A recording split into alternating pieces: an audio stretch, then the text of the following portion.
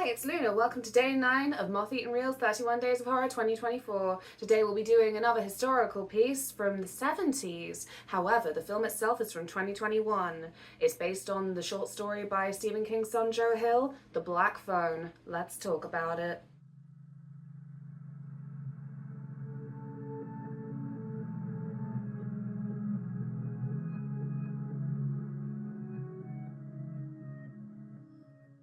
So the basic premise is a young 13-year-old boy is kidnapped by the neighborhood kidnapper person, the grabber, and when he's in this room in his lair, he starts to receive phone calls from this mysterious black rotary phone on the wall, which seems to be full of the voices who were kidnapped and killed before. So that's probably like the back of the box summary, but we open then with actually more connection than that. The start of the film, the very start, is then just like a little baseball game, so you just get like a vibe of the place. At this point, I don't even think that we've got that kind of like nicotine fingered filter all over the whole thing, just to let us know that we're in the bleak 70s. There was a moment right at the start where I actually thought that another little boy was going to be the main character of the film, because he is a very charismatic, charming little lad, and his name is Bruce, and in this baseball game he's the batter person. I don't know. Baseball is not my pastime. Not even cricket. We played rounders at school sometimes. If we were very lucky, within the hour session, one of us managed to hit the ball at all in the queue of 20.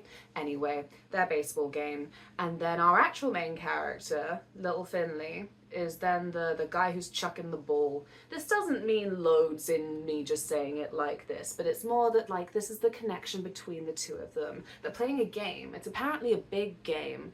And then the thing that makes this little lad Bruce so like charming, so there's a build up, you know, he misses the first 2 shots and then the third is a home run, big screams, Bruce, Bruce, home run. And he then goes and says to Finley at the end, like, good game, like genuinely, they got good like cute rapport, you know. He's not cocky. He's got a cocky little smile, but he's not actually arrogant. He is the sweetest little lad, right? Immediately, this actor, you've got to praise him for just how well he conveys just the freshman heartthrob, I guess. Freshman? Is that the 13-year-olds? I don't know. That year, anyway. The young high school year. He's a sweetie, and then we get to follow him after he said to him, just like, good game, you've got a mint arm, or whatever he says. Your throwing arm is mint. And he's then someone that we follow on his way home. All the girls are like, hi Bruce, and it's sweet. But then he cycles up one road, and then there's a black van. And at first, actually, I thought this was a Truck-chan moment. I thought nobody escapes Truck-chan, and I thought he was about to get run over. Not funny. Very serious. Road safety laws are very important. Too many children get run over every day. But no, with a montage, gritty opening credits sequence with lots of newspapers and little vintage videos, we find out that this van is the vehicle of the grabber. So clearly what's actually happened is he's been kidnapped, which is just as bad, because as I say, you know, within like whatever it is, 5 minutes, 7 minutes, several minutes, you're already like, what a lovely little lad. Oh, he's a darling, isn't he? What a card. Or at least I was. So maybe I'm like a gran or something, I don't know. But then we start to follow Finley and his sister Gwen, who is the absolute goat of the film. She almost just steals the show completely from him as soon as we start. And as they go on their way to school, we get a lot of insight into the world. I love the way that actually she's just like a little gossip tray. She's like word vomiting so much like exposition about the world they inhabit immediately, because she's just like so full of gossip, as I say. And I'm like, that is a great little narrative train, I think, conveying information like that in a way that then just feels organic, you know? But as they're going to school, they do walk past a poster of missing Bruce, and they specifically say that it's a new one. And then they convey this thing as well, where out of the siblings, the dynamic is that Gwen is the more hardened one. She looks to be the youngest out of the two of them, but she is a lot more jaded about the world already than Finley is, because he says, oh, what, you don't think they'll find him? When she reacts the way she does, and she's like, I don't think they'll find him alive. No, wait. So when they're discussing it, he's like, oh, what, you don't think they'll find him? And so she says something like, I don't think they'll find him the way they want to. We also have more of their dynamics set up when there's a fight happening, also on their way to school. And she's ready for blood. But specifically, it's because she has a strong sense of justice. Because she explains to us, the audience, like, but that kid, he had it coming. He's the one who was bullying you last year. He's all like, I know, I'm trying not to think about it. It's fine, it's whatever. And so all of this then says basically that he's been bullied a lot. And that's then, again, part of the dynamic that's set up really well, really early, I think, in just this way that was easy to follow and just clear-cut and nice, but also, again, very lovable child characters, because Gwen, I would adopt her in a heartbeat. She is such a little firecracker. I love her to bits. And she's not the only great ally that Finley has. In the school toilets, he's, like, about to get hounded on by some bullies again, but then one of them is like, no, stop it. And when they've all left, like, he's then also very friendly to Finley, and he says to him just idle chatter, like, you know, oh, you should watch Texas Chainsaw Massacre. Just to, you know, date the film, but also be like, in that horror mindset. I don't know. Anyway, he also says, like, you really need to start standing up for yourself. But Gwen shares a class with Bruce's sister, the boy who's been abducted. And something that she says to her then has the school principal call her to his office with some detectives. Because she has, it turns out, inherited a gift from her mother in which she has visions in her dreams that turn out to be true. And specifically, she says to Bruce's sister that she had a dream about Bruce where he was kidnapped by a van with black balloons. And the black balloons, it turns out, is not something that the detectives disclose to the public. And so they're very curious about what she knows. And they're both playing bad cop, I think. I'm like, leave her alone. She's a baby. But she's not a baby. She's a little shit. Loving. And she literally says to these detectives sarcastically, yeah, because I'm the grabber, you dumb fucking fart fuckers, or something like that. But when they get home, her father has found out that she's been sharing these visions, and we have quite a harrowing scene of her being beaten by him with a belt. And it's something that Finley comes in on and wants to help his sister, but it really then establishes the kind of household they live in. We got this beforehand as well when we first got to see them before they went to school, that their dad is an alcoholic. That's the kind of household they're in. And trivia for this scene that I really admire, I think it was the director, but someone at some point in the film's production was like, oh, we should take this scene out, it's very distressing. And they said, no, because the thing about this beating is it is still legal today. And so they actually very deliberately left it in also then as making a point of, oh, are you disturbed? Are you disturbed by the belt beating of this child? Well, that's legal, so if you're very disturbed, maybe you'll be prompted to, you know, do something about that. But I think as well, that it's then a good thing that this scene was left in, specifically with the belt beating, because it then, because it comes up later. It all threads together in a nice way. I have a lot of praise for this film, actually. Clearly, though, her dad is very triggered by the idea that she's been sharing, that she's been having these visions, the fact that she's, like, letting her psychic power be something that she actually then gives into and thinks about. Then we get the scene where the boy talking to Finley in the bathroom about Texas Chainsaw Massacre and standing up for himself. It's a well done scene stylishly, where he's walking, and then we see the black van, and he's been kidnapped. He got by the grabber. And so then it leads on to Finley asking his sister, like, can you try and have a vision though, actually? And she does this by praying to Jesus in a way that is just then very amusing. The way she prays is a moment of levity in this otherwise grounded serial kidnapping of children tale. And it's another thing that I think really works to kind of like bond the siblings, you know, they're on each other's side. Another little scene that happened at school was then even that they had a frog dissecting class, because of course they did. It didn't even come to the actual frog dissection, but I think just the image of the dead frog is always something that ends up popping up in the more spookier media, just to then have an excuse to have a dead animal body, because apparently frog dissection is still a big thing in high schools in America. I don't know. We didn't have that here. We had a teacher get some lungs from an abattoir, and she blew through a tube that made the lungs inflate. That's what we had. But during that, he gets his lab partner, and it's a girl who then says, I wish that me and my brother had the relationship that you two had. But anyway, they don't get to play detective for long, because then Finley himself is napped. There's a big flippin' black van there, and he should have known. But how could he know? This is the view we get as an audience. But again, I'm just very attached to these kids. They're just very charismatic. I'm like, no, you fool. Like, none of the horror movies so far until today have been along those lines of, like, actual kind of fear for the characters. Apart from Candyman, I think. Like, that's it.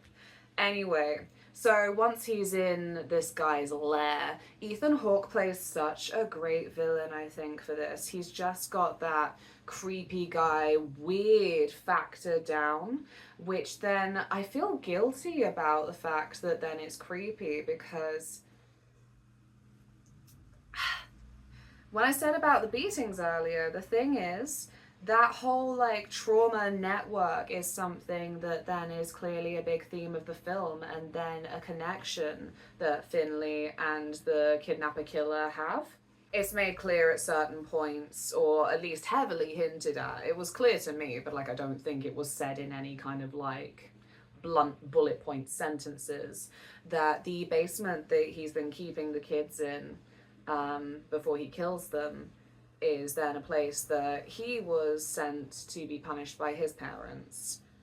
And when he's in this basement, Finley that is, the one thing that he can kind of interact with is this black rotary phone on the wall, which as a visual is just like quite striking and good for that like cinematography angle. But we've obviously got a lot more going on here symbolically. It makes noises sometimes, but like apparently it seems to be that it's just Finley and the grabber who can hear it. So the way that they both can pick up on the fact that this phone has like a supernatural ringing to it is interesting. Like, I don't know. As I say, it is that trauma connection that I will say maybe as then a criticism of the film, that like it doesn't go as deeply into it as it could. But it's only like a maybe criticism. Like, I think that they did all that was necessary, and that maybe to go into it too deeply would have actually been to the detriment of the horror of the film. It's difficult because I think that there's a few things of Joe Hill's that I've watched and read that I've then gone and found afterwards that a lot of people tend to say that it's shallow. And I wonder if it's notes like these that make people think that, where there's things like this that you really could go deeper on, but I don't know. For me, it didn't feel too loose that it didn't go deeper on that. He also, the grabber to Finley, has this kind of response where it's like he wants to be parental, although one of the first things he says to him that I'm like, oh no, the nonce alarm bells are ringing again. He says something like, oh, I won't do anything to you that you wouldn't like. What does that mean? I don't know what that means. But we don't go down that route. We get the first ring of the black phone, and then there's nobody on the other side until we get an eerie little Finley. And then there's a few more times it rings. And then finally, when he answers, eventually, it's Bruce. It's Bruce on the other end of the line. and it's sad. It's got one of my tropes that makes me sad, with like that mimicry of the last lines that someone says before they die. See, it was funny in yesterday's film with Frankenhooker, but it's like, oh, it's that Doctor Who episode, Hey, Who Turned Out the Lights? It's Annihilation with that monster that mimics their last screams.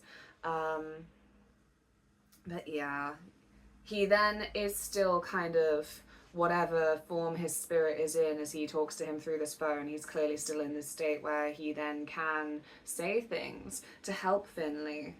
He tells him about this hole that he started digging, where it is under a carpet concealed, and how he can keep digging there and maybe get out. And so he goes off to do that, but finds that it's just too deep. It's just too much, and he can't get out that way. There's also this line as they're talking on the phone about the way that then... I don't think we get a full disclosure of how much time has passed since Bruce's kidnapping and Finley, but it's been enough time that something that Bruce says on the phone is that he doesn't remember his name, and that he recognizes it when Finley says it. It's like he gives him his name back. The next victim to phone him is then Billy, and Finley says his full name because he knows these boys' names through the papers. But then Billy tells him, like, oh, that's not who I am. The one thing that he remembers that tips Finley off to who he was, it was that he was a paperboy, and so he accepts the name Billy Paperboy. And I find that interesting and heartbreaking that basically they just want to be remembered for what they do remember. Like, that's the ownership that they have over their own life and being, I suppose. Anyway, Billy tips him off to the fact that when the grabber left the door unlocked, don't go up there, because it's part of a game that he's playing where he leaves the door unlocked so that the boys will obviously go up there and try and escape. But he's done that on purpose because he's sat there with a belt ready to beat them and beat them and beat them and not stop. Finley quietly goes up there to gently check this out, confirm it, and yeah, he's just sat there in this shot that I imagine was used for like a lot of posters or something, because it's just that blank wooden chair and the belt that he's got next to him to beat the boys with. Again, that trauma connection, because this is clearly like something that maybe happened to him. So having that scene with the belt not be cut, again, I like it. It ties in well with then this kind of not super textual but definitely subtext abuse and trauma connection that they have. Because, not just in a Nancy way, but probably because of this connection, the grabber also tells Finley a lot like, you're special, I knew you were special, I knew you were different from the others. Another hint Billy gives Finley about how to escape is to do with the window, and a way that he can use the roll-up carpet to kind of thread through this cable. The cable was the main thing that he told him about. And yeah, watching this, I was treating it like my own little escape room, you know? It's like when you're watching a scene where the water's flooding and you're like holding your breath along with the characters. I'm like thinking like, oh, what would I do in this situation? I'm like, I don't know. I don't know. Definitely die, because I never would have thought of threading a cable up through rolled up carpet. When he does this, the bars break off though. But still, he's got another thing going here. Like, okay, so I really like the almost fairy tale aspect to this, where then he gets a few other phone calls from the boys, and they all kind of like teach him something about how they tried to get out. They've got this like connection going on through then the phone, the communications, and like each piece of the attempts that they tried do eventually all converge at the end in the final confrontation. And the fairy tale aspect to that to me is a little bit like Goldilocks, you know, like this porridge is too cold, this one's too hot, this one's just right. Just, you know, the pattern of kind of like repeated attempts at something. Or in the Grimm Snow White, it's not just the apple that Disney made iconic. It's, oh gosh, it's some funny things. It's like a poison hairbrush. It's a corset that she ties too tight, stuff like that. But yeah, as I say, these kind of like repeated attempts that will like build on each other and eventually like you get it right. But specifically with the whole like phone community aspect, I like the way that actually by the end each attempt has actually, as I say, like rolled into one to actually help Finley fight the grabber and win. It makes it super duper satisfying, I think. Like all of these boys get their revenge and it's all through like things that they did, like marks that they left on the world. Um, and they're all such characters as well. Like the one after that, Griffin, he's very like giggly. I think he was the youngest just because there was a time when I first heard his voice where actually I thought he was a little girl rather than a little boy. But then again, I suppose they all had to be little boys for the grabber to kind of reenact the trauma that was done to him. Another thing about that is that I think he says early on that like he never answered the phone when he heard it rang, and so that was almost like a when you don't accept help type thing.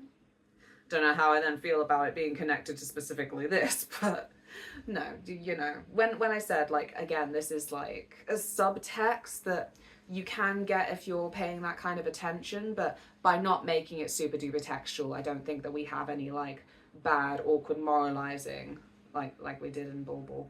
Um, in that final confrontation as well, when he pulls off the grabber's mask. So another fun visual of the film is that he's always got this mask on and it seems to change every time that you see him.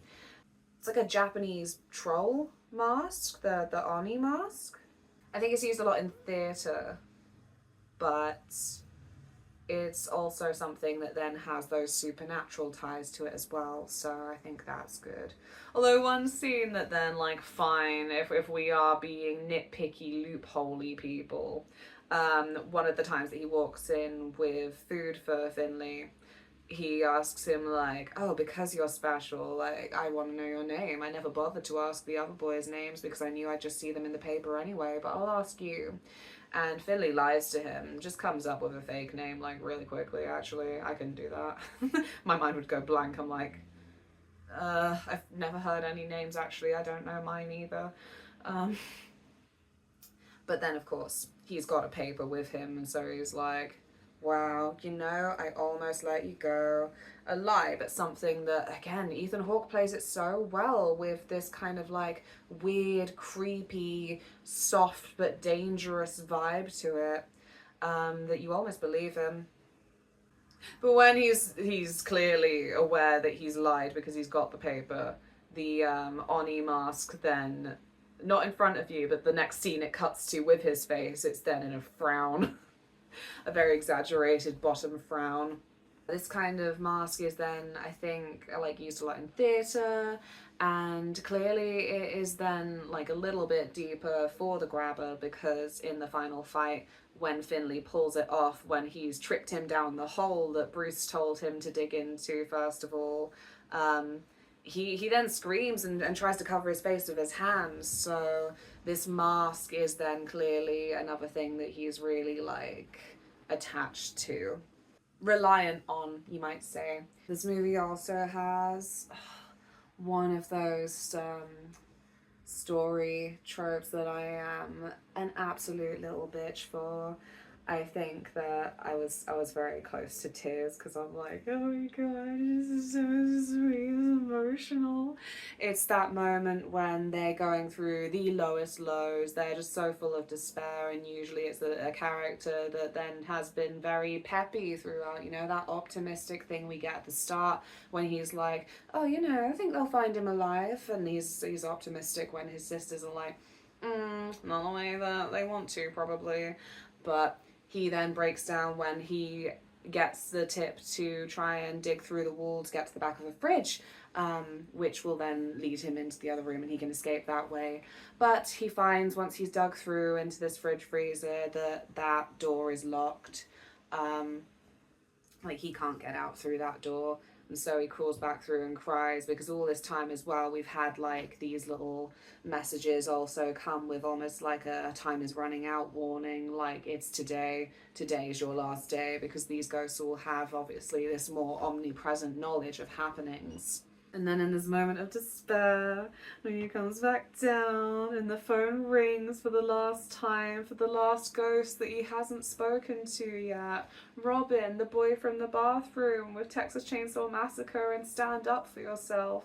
And he brings that up. He's like, do you remember what I said to you in the bathroom?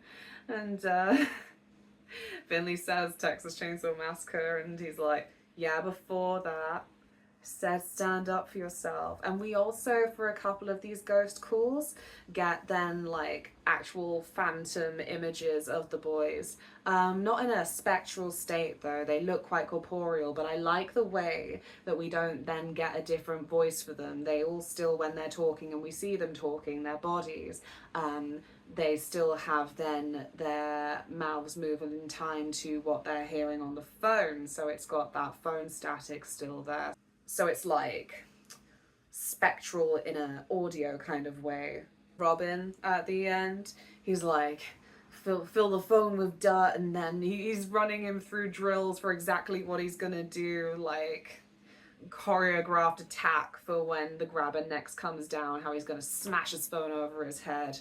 Because he says to him when he's like, I didn't fight, you know, like I was the one getting punched, and then Robin's like, no, but you took those punches, all of those punches, you took them, and you can take this. And it's like, oh, it's so emotional. And the music reflects that as well. It's not just me being super sappy, the music is also like, this is it, this is the moment, let's go. Like a lot of the soundtrack in this movie, I think, is just kind of like somber, droney, not very invasive, more like tonal to the scene. But I think in the last 20 minutes, there's a lot more front and center ways that those tones are used. And it's with this phone call with Robin, and it is then when he escapes, when he's got the freaking phone cord around his neck, and then when he's running outside. Well, actually, he just confidently walks outside. Obviously, the police are in the house opposite, because Gwen has her vision where she's like, this is it, like, and the police are very on side, and in this small town, they're like, yeah, sure, the little girl has visions, let's go. And it's quite a well done scene as well, for the tension of then, oh, it's okay, the police are coming, and also the guy upstairs knows what's happening.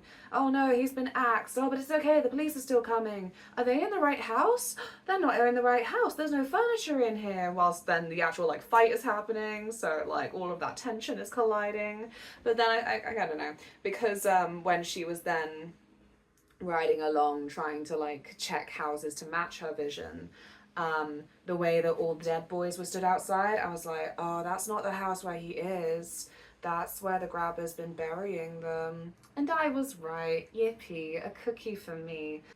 It's not a bad thing either. Like, right, okay, another thing. Like, I don't think like I'm getting that across in any way, but also I still want to put it out there.